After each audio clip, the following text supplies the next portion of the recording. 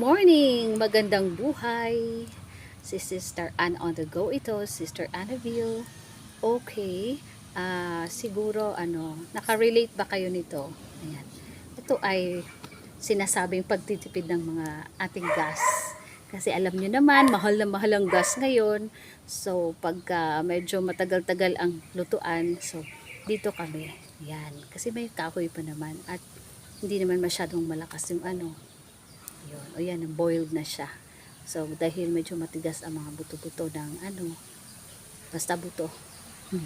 Tapos mamaya, pagka maglalagay na kami ng gulay, so doon na sa loob. At least, bawas sa gas ang pagluluto dito sa apoy sa garden.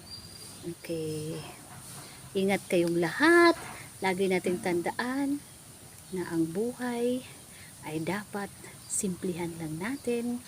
At lagi nating tandaan na meron lagi tayong kasama at yan ay si Lord. Meron tayong mga kasama sa bahay, i-appreciate natin ang mga presence nila. Yung mga we will give smile to everyone whom we meet kasi we will never pass this way again. We always remember that. Okay? So yan, good vibes lang sa umaga, sa gabi, sa tanghali. And then, yun. Pagkaluto na nito, masarap ang sabaw. Kasi ito ay bulalo.